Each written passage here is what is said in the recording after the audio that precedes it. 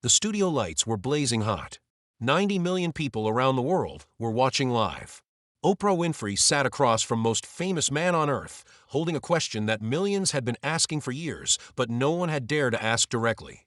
When she finally spoke those words, the silence that followed wasn't just in that room. It was in living rooms across America, in homes throughout Europe, in countries where Michael Jackson's music had crossed every barrier of language and culture. What happened in the next 8 minutes didn't just answer a question. It exposed the deepest pain of a man the world thought they knew. And when Michael Jackson finally spoke, his voice cracking with emotion, 90 million people realized they had never really seen him at all. It was February 10, 1993. Neverland Ranch, Michael Jackson's sprawling 2,700-acre estate in Santa Barbara County, California. The property was a testament to a childhood Michael never had. Amusement park rides stood silent in the afternoon sun.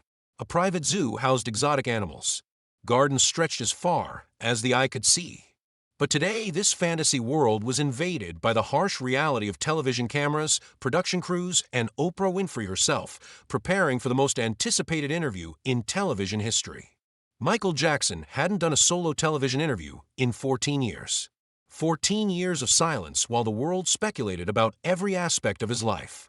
The tabloids had turned him into a circus act. Wacko Jacko, they called him. Stories about sleeping in a hyperbaric chamber.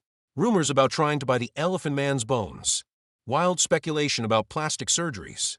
And the question that had consumed the public consciousness more than any other: why did his skin color keep getting lighter? The theories were endless and cruel. Some said he was trying to become white. Others claimed he hated being black. The black community, which had lifted him up as a child star with the Jackson 5, felt betrayed. White audiences couldn't understand why anyone would want to change their appearance so drastically. And through it all, Michael Jackson remained silent, watching as his image was torn apart by speculation, mockery, and increasingly vicious rumors. Oprah Winfrey understood the weight of this moment. She was the only journalist Michael trusted enough to break his silence. As she prepared her questions in a room adjacent to the filming location, she knew that one question in particular would define this entire interview. The question everyone wanted answered. The question that had turned a musical genius into a tabloid spectacle. She would have to ask about his skin. Michael Jackson sat in the makeup chair, staring at his reflection. His hands trembled slightly, not from fear of the interview, but from the accumulated weight of 14 years of silence about to be broken. He wore a black military-style jacket with gold embellishments, his signature look that projected strength and control. But inside, he felt like that little boy from Gary, Indiana again, vulnerable and exposed. 5 minutes, Mr. Jackson, a production assistant called out. Michael closed his eyes and took a deep breath. He had rehearsed what he would say 1,000 times in his mind. He had decided finally to tell the truth. Not the sanitized version his handlers preferred. Not the vague deflections that had failed to stop the rumors. The real truth, even if it meant revealing a pain so deep that he had hidden it from the world for years. The interview began with easier questions. Oprah's warm, conversational style put Michael somewhat at ease. They talked about his childhood, performing with the Jackson 5, the pressure of fame at such a young age. Michael spoke softly, his voice barely above a whisper at times, choosing each word carefully. The intimacy of the setting, just two people talking in what looked like a living room at Neverland, belied the fact that 90 million people were watching. But everyone knew what was coming. The question hung in the air like smoke, unspoken but present in every pause, every moment of silence between topics. Oprah was building toward it, and Michael knew it. His hands clasped and unclasped in his lap. His jaw tightened slightly. He was preparing himself. 42 minutes into the interview, Oprah shifted in her seat. Her expression changed from warm to serious, from conversational to journalistic. Michael saw it immediately. This was the moment. Michael, Oprah said, her voice gentle but firm, I want to ask you about something that has been the subject of much speculation. Your skin color has become noticeably lighter over the years. There are people who have said that you don't like being black, that you've had your skin bleached. What do you say to that? The silence that followed lasted only 3 seconds, but felt like an eternity. In living rooms across America, people leaned closer to their television screens. In countries around the world, viewers held their breath. This was the moment they had been waiting for. Michael Jackson's face transformed. The carefully controlled expression he had maintained throughout the interview cracked. His eyes filled with tears. His voice, when he finally spoke, was thick with emotion, pain, and something that sounded like desperation to finally be understood. "Oprah, that is so stupid," Michael said, his voice breaking. "That's ignorant. It's ignorant." He paused, struggling to compose himself. A tear rolled down his cheek, catching the studio lights. "I have a skin disorder that destroys the pigmentation of my skin. It's something I cannot help, okay? When people make up stories that I don't want to be who I am, it hurts me." The words hung in the air like a confession, like a wound finally opened after years of festering beneath the surface. But Michael wasn't finished. The dam had broken, and 14 years of pain came flooding out. "I am a Black American. I am proud of my race. I am proud of who I am. I have a lot of pride and dignity. That's why I'm here tonight, to set the record straight once and for all." Michael's voice cracked again as he continued. "The disorder is called vitiligo. It's a skin disease. I didn't choose to have it. I didn't wake up one day and decide I wanted to be a different color. It's not something you choose. It's not something anyone would choose." Oprah leaned forward, her own eyes glistening with tears. "Is the rest of your body like that?" Michael nodded, his voice barely audible. "Yes. It's all over my body. I have to use makeup to even out my skin tone because the patches are everywhere. The disease has spread so much that using makeup to blend the remaining darker patches with the lighter areas was the only option. It's not that I'm trying to become white. I'm trying to look normal, to look like myself, to look like one color instead of looking like someone threw paint on me." The vulnerability in his voice was devastating. This wasn't the king of pop, the confident showman who commanded stages in front of thousands. This was a man stripped bare, revealing a pain so deep that he could barely speak about it without breaking down completely. "It started when I was in my early 20s, Michael continued, his words coming faster now, as if once the truth started flowing, he couldn't stop it. "I noticed small patches on my hand. I thought maybe it was just dry skin or something minor. But then more patches appeared. On my chest, my face, my arms, everywhere." Michael's hands moved to his face, touching it gently as if he could feel the pain of those early years. "I went to doctor after doctor. Some of them didn't know what it was. Others told me there was no cure. They said I would have to live with it, that it would probably spread. And it did spread. Every year, more of my natural skin color disappeared, replaced by these patches of light skin." "Do you know what it's like," Michael asked, his voice rising with emotion, "to look in the mirror and not recognize yourself? To see your own face changing and not be able to stop it? To watch your identity, the skin you were born in, disappear piece by piece?" The question wasn't rhetorical. It was a cry for understanding from a man who had been judged without anyone knowing the truth. "The tabloids made it worse," Michael said, anger creeping into his voice now. "They made up stories about me wanting to be white, about me hating my race. They turned my disease into a choice, my pain into a joke. Wacko Jacko, they called me. They made me into a freak." Michael's voice broke completely then. He put his face in his hands, shoulders shaking. Oprah reached out and touched his arm but didn't speak. She understood that this moment needed to happen, that this pain needed to finally be expressed.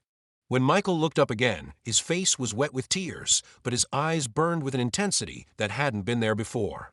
"I would never, ever do anything to disrespect my race. Never.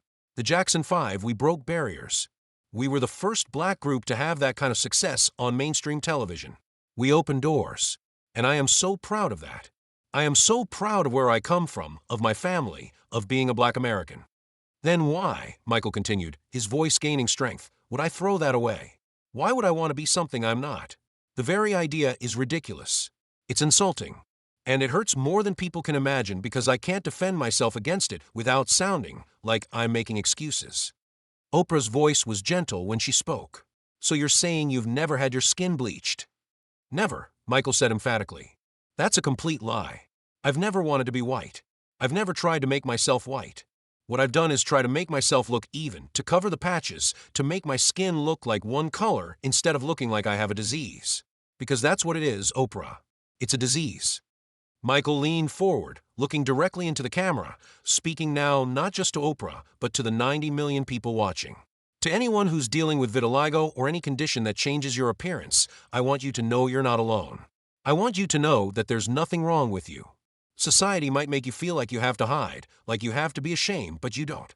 You are who you are, and that's beautiful. The rawness of the moment was unprecedented in television history. Here was the most famous entertainer in the world, completely vulnerable, tears streaming down his face, defending not just himself, but everyone who had ever felt different, who had ever been judged for something beyond their control. "My father used to make fun of my appearance," Michael said quietly, introducing another layer of pain. "When the vitiligo first started, he would call me names. He would say I looked like a spotted cow. My own father. Can you imagine what that does to a child? To a young man? To be attacked by the world is one thing, but to be attacked by your own family." Michael's voice trailed off. The wound was still too fresh, even after all these years. "Is that why you've had plastic surgery?" Oprah asked gently, to cope with those comments. Michael's jaw tightened. "I've had very little plastic surgery. I've had my nose done. That's it. 2 operations. The rest is makeup, lighting, the weight I've lost. But the tabloids, they say I've had my cheekbones done, my lips done, my eyes done. It's not true. Most of what people see as change is because of the vitiligo, because of weight loss, because I'm not a child anymore. But people focus on my appearance instead of my music," Michael continued, frustration evident in his voice. "I've created some of the most successful albums in history. Thriller is the biggest selling album of all time. I've pioneered new sounds, new ways of performing, new standards for music videos. But what do people talk about? My face, my skin, my personal life, everything except the art." The pain in those words was palpable. Here was an artist who had revolutionized popular music, who had broken every record, who had changed the landscape of entertainment forever, reduced to tabloid fodder about his appearance. "Music has always been my way of dealing with pain," Michael said, his voice softening. "When I was a child and the pressure was too much, I would lose myself in melodies. When the abuse from my father became unbearable, I would create songs in my head. When the vitiligo started and I saw my reflection changing, I poured that pain into my art. Billie Jean," Michael continued, "was written during one of the darkest periods of my life. The song is about a lot of things, but part of it, the part I've never talked about, is about identity, about being accused of being something you're not, about fighting against false claims and false images. Every time I perform that song, I'm not just dancing. I'm fighting. I'm declaring who I am against everyone trying to tell me who I should be." The interview had transcended its original purpose. This wasn't just about answering questions about his skin color. This had become a meditation on identity, pain, art, and the cost of fame. "Do you know what it's like," Michael asked, his voice barely above a whisper now, "to be the most famous person in the world and the most misunderstood? To have millions of people love you but not really know you? To be celebrated and mocked in the same breath?" Oprah didn't answer. There was no answer. She simply sat with him in that moment of raw honesty. "When I built Neverland," Michael said, gesturing to the fantasy world around them, "I built it because I never had a childhood. I was performing before I could remember. I was working when other kids were playing. I was supporting my family when I should have been learning to ride a bike. So I built this place where I could finally be a child, where I could have the innocence I never got to experience." "But they make fun of that too," Michael said, tears forming again. "They call it weird. They say I'm trying to stay young, that I'm not normal. But what's normal? Is it normal to be performing in front of thousands of people before you're 10 years old? Is it normal to be responsible for your family's financial future before you hit puberty? Is it normal to have your childhood stolen and then be mocked for trying to get some piece of it back?" The questions hung in the air, unanswerable and heartbreaking. "I just want to be understood," Michael said finally. "I want people to know that I'm human. I hurt. I cry. I struggle with the same things everyone struggles with, but I have to do it under a microscope with the whole world watching and judging. The vitiligo isn't who I am," Michael continued. "It's something that happened to me. Just like my childhood wasn't who I am, it's something that happened to me. I am my music. I am my art. I am the love I try to give to the world through my performances and my charity work. That's who I am, not the tabloid stories, not the speculation about my appearance. Me, Michael Jackson, a man who just wants to make beautiful things and help people." Oprah wiped tears from her own eyes. "Michael, I think you've given people a lot to think about tonight." Michael nodded slowly. "I hope so. I hope that somewhere someone watching this who has vitiligo, who has been teased about their appearance, who has felt different and alone, hears what I'm saying and knows that they're not alone. That even someone like me, with all the success and fame, deals with these things. And that it's okay. You're okay. We're all okay." The interview continued for another hour, but that 8-minute segment about his skin color became the defining moment. When the broadcast ended, telephone lines at television stations across the country lit up. The Vitiligo Foundation received thousands of calls. People who had never heard of the disease before were suddenly educated. People who had mocked Michael Jackson's appearance felt ashamed. And millions of viewers, black and white, American and international, saw the King of Pop not as an eccentric superstar, but as a human being in pain. In the days following the interview, something remarkable happened. Dermatologists reported an increase in patients coming forward to be diagnosed with vitiligo, people who had been hiding their condition out of shame. Support groups formed. The disease, which had been largely unknown to the general public, suddenly had a spotlight on it. But for Michael Jackson, the aftermath was complicated. While some people expressed sympathy and understanding, others remained skeptical. The tabloids, unwilling to let go of their most profitable subject, continued to speculate. Some claimed he was lying about the disease. Others said that even if the disease was real, he was still trying to look white. The cruel irony wasn't lost on Michael. He had finally told the truth, had bared his soul on national television, had shown vulnerability that most celebrities would never dare show, and still, he wasn't believed by everyone. Still, the mockery continued. Still, the jokes persisted. In a quiet moment at Neverland a week after the interview, Michael sat in his private theater, watching a recording of the broadcast. He saw himself breaking down, saw the tears, heard the pain in his own voice. He wondered if it had been worth it, this exposure of his deepest wound. His friend Elizabeth Taylor, who had called immediately after the interview, had told him it was the bravest thing she'd ever seen him do. "You gave people a gift," she said, "the gift of your truth. What they do with it is up to them." But Michael wasn't sure. He had given his truth, yes, but at what cost? He had revealed a vulnerability that the world could now weaponize against him. He had shown his pain, and there were those who would see that pain as weakness. Yet, in the letters that poured into Neverland in the weeks following the interview, Michael found something he hadn't expected. Connection. Real human connection. Letters from teenagers with vitiligo who had considered suicide but now felt hope. Letters from parents of children with the disease, thanking him for giving their kids a role model. Letters from people with all kinds of visible differences, thanking him for speaking about the pain of being judged for your appearance. One letter in particular moved Michael to tears. It was from a 15-year-old girl in Ohio who had vitiligo. She wrote, "Dear Mr. Jackson, I've had vitiligo since I was 8. Kids at school call me Spotted Cow, just like your father called you.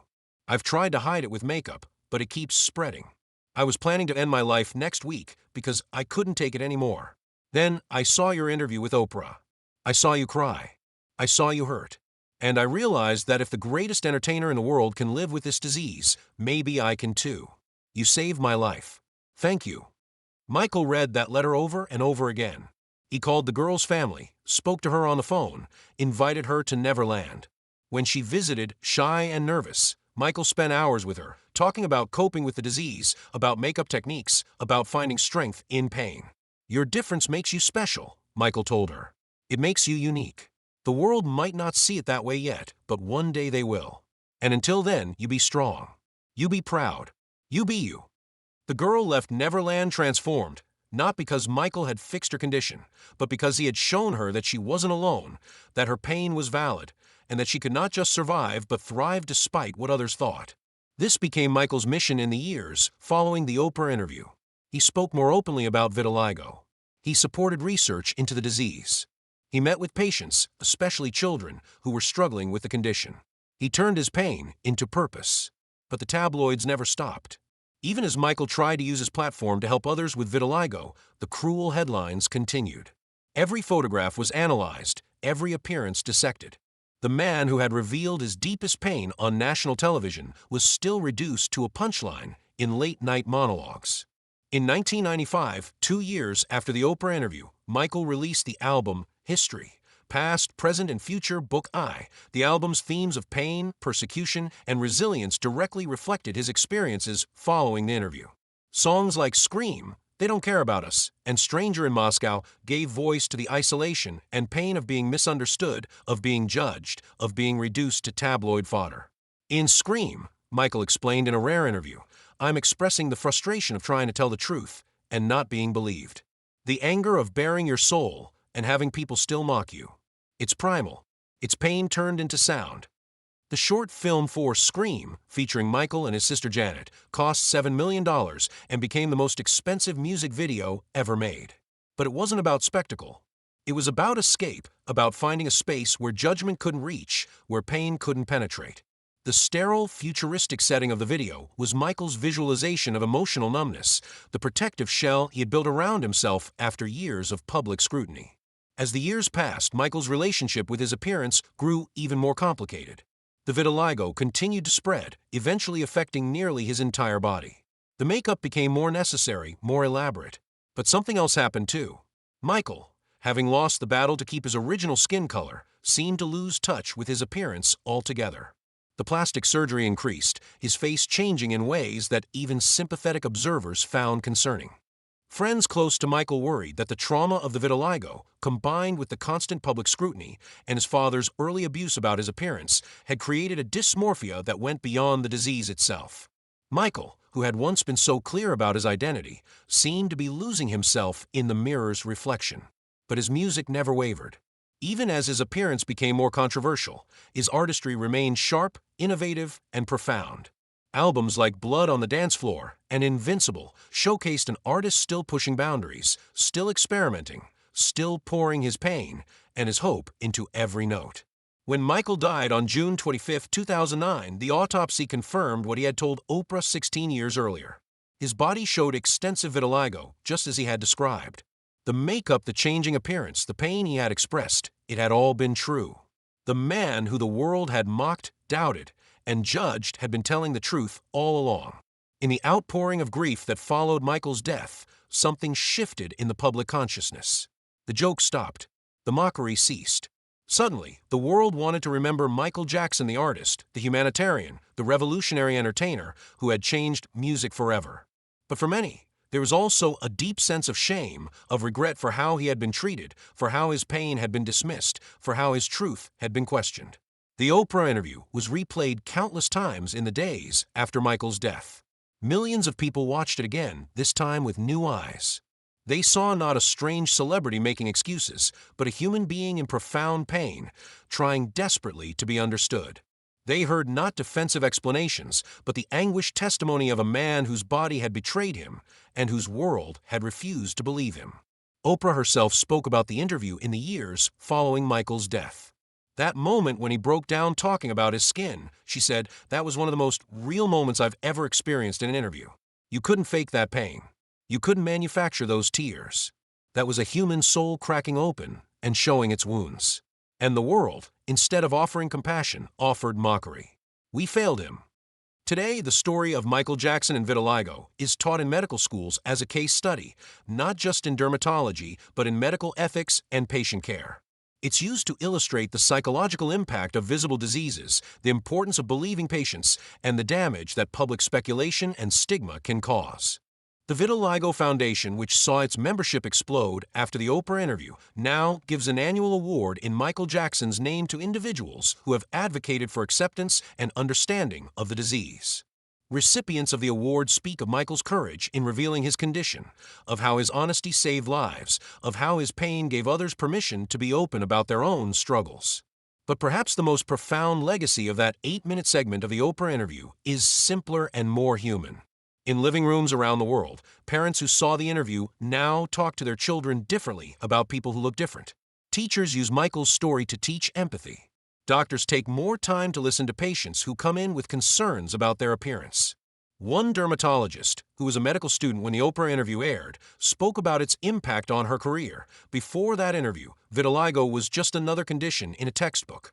After seeing Michael Jackson break down in tears describing what it felt like to lose his identity in the mirror, I understood that we're not just treating skin.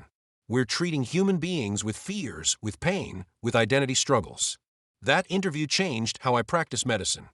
For the millions of people around the world living with vitiligo, Michael Jackson remains a complicated but important figure.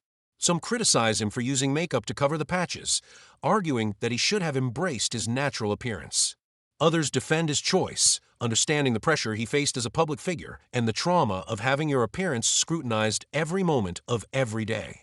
But almost all agree on one thing: Michael Jackson's willingness to speak about vitiligo on the Oprah interview, to cry in front of 90 million people, to reveal his deepest pain, created a conversation that needed to happen. It pulled a largely unknown disease out of the shadows. It gave a voice to people who had been suffering in silence. It created space for empathy and understanding where before there had been only judgment. The girl from Ohio who wrote to Michael after the interview, the one who said he saved her life, is now a dermatologist specializing in vitiligo treatment. She speaks at conferences about the psychological impact of the disease, always starting her presentations with a clip from the Oprah interview. "This is where my journey began," she tells her audiences. "The day I realized I wasn't alone." In the end, that 8-minute segment of the Oprah Winfrey interview with Michael Jackson was more than just a celebrity answering questions about his appearance. It was a moment of profound human vulnerability broadcast to the world.